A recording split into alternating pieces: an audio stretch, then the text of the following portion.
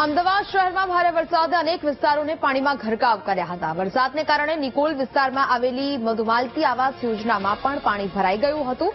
24 કલાકથી વધુ સમય વીતવા છતાં પાણીનો નિકાલ થયો નથી, જેને કારણે અહીંના રહેવાસીઓ મુશ્કેલીઓનો સામનો કરી રહ્યા છે। વીટીવી ન્યૂઝની ટીમે પરિસ્થિતિનો તાગ મેળવવા માટે મધુમાલતી ફ્લેટની મુલાકાત લીધી, જ્યાં વીટીવી ન્યૂઝની ટીમ પાસે રહેવાસીઓએ પોતાની વ્યથા વ્યક્ત કરી છે। અહીં વરસાદી અને કેમિકલ યુક્ત પાણી ભરાવાની સમસ્યા નવી નથી। રહેવાસીઓના જણાવ્યા મુજબ આ સમસ્યા છેલ્લા 9 થી 10 વર્ષથી ચાલતી આવે છે। વરસાદના પાણીનો નિકાલ ન થવાને કારણે રસ્તાઓ અને સોસાયટીના પ્રવેશ દ્વારો પાણીથી ભરાઈ જાય છે, જેને કારણે લોકોને આવવા જવામાં ભારે હાલાકીનો સામનો કરવો પડે છે। આ ઉપરાંત પીવાના પાણી અને ખોરાકની અછતે રહેવાસીઓને ભૂખ્યા તરસ્યા રહેવાની નોબત આવી છે। એએમસીને આ સમસ્યા વિશે વારંવાર રજૂઆતો કરવામાં આવી છે, પરંતુ હજુ સુધી કોઈ જ નક્કર પગલાં નથી લેવાયા।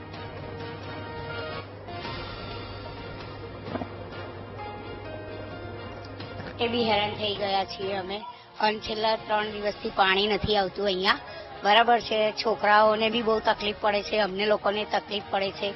અમે ઉપરથી નીચે કઈ રીતે પાણી, આટલી 50 વર્ષની ઉંમર છે મારી, હવે પાણી ભરવાનું હોય કે પછી ઘરમાં બેસવાનું હોય, બોલો કઈ સ્થિતિમાં અમે જો અહીંયા અત્યારે ટેન્કર આવ્યું છે આજે 3 દિવસે, અને અત્યારે લાઈન લાગી છે પાણીની।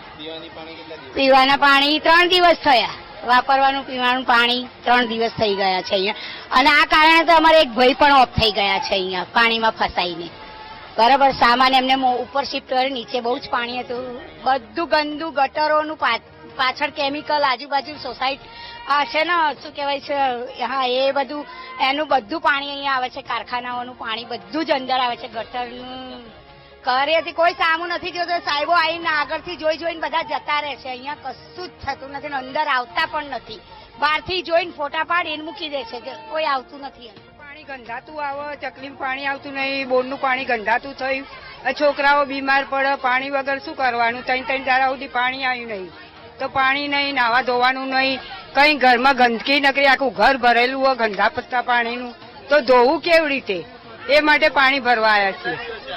આ 3 દિવસે આવ્યું, ત્યાં સુધી કઈ નહીં, આ બસ બેહી રહ્યા એમને એમ, કોઈ કઈ એવું આવતું નહીં, જતું નહીં। જમવાનું કાલથી આવે છે, કાલથી આવે ખાવાનું, પણ ખાઈને પછી પાણી તો જોઈએ ને ભાઈ, નાવા ધોવા બધી વાતે જોઈએ। હાલાકી આ જોઈ રહ્યા છો તમે, બહુ ગંભીર હાલાકી અહીંયા। અહીંયા પાણીની સમસ્યા બહુ છે, અહીંયા પાણી પીવાનું પાણી પણ નથી મળતું। આ પાણીની સમસ્યા લોકો હેરાન પરેશાન થઈ રહ્યા બહુ છે। જમવાનું તો અભિયાન આવી ગયું, પણ પાણીની બહુ તકલીફ છે ત્યાં। અધિકારીઓને કીધું પણ અધિકારી કશું હજુ સાંભળતા જ નથી। ઘણી વાર આ તો 15 વર્ષથી ચાલે, આવું 10-12 વર્ષથી।